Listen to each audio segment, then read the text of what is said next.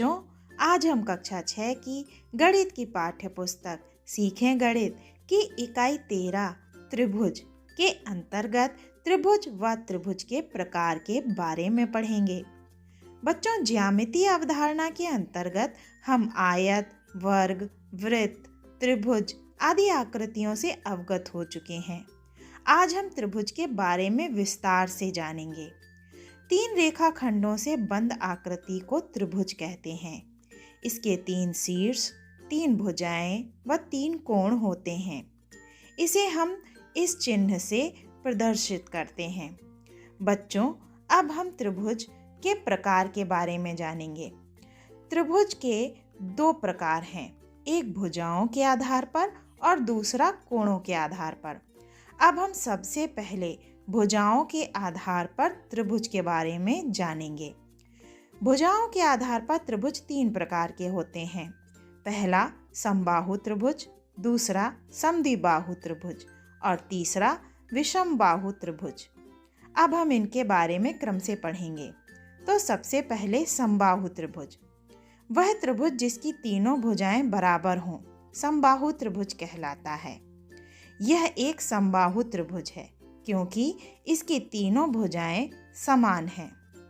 अब समद्विबाहु त्रिभुज, वह त्रिभुज जिसकी केवल 2 भुजाएं समान हों, समद्विबाहु त्रिभुज कहलाता है। यहाँ यह एक समद्विबाहु त्रिभुज है क्योंकि इसकी केवल 2 भुजाएं बराबर हैं। अब विषमबाहु त्रिभुज, वह त्रिभुज जिसकी किसी भी भुजा में समानता नहीं होती है, अर्थात सभी भुजाएं अलग अलग लंबाई की होती हैं, विषमबाहु त्रिभुज कहलाता है। यहाँ यह एक विषमबाहु त्रिभुज है क्योंकि इसकी सभी भुजाएं अलग अलग माप की हैं।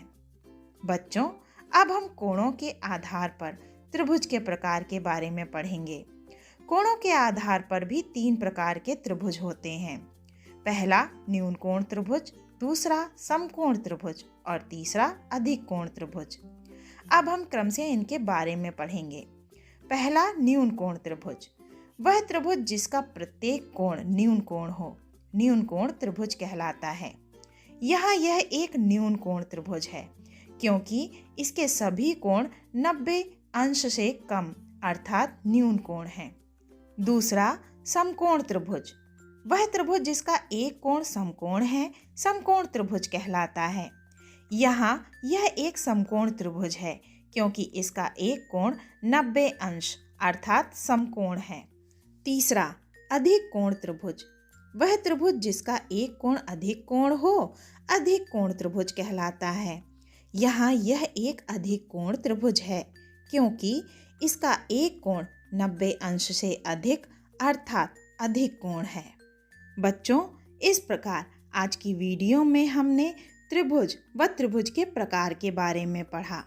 अब अभ्यास हेतु आप निम्न प्रश्नों को हल कीजिए। धन्यवाद।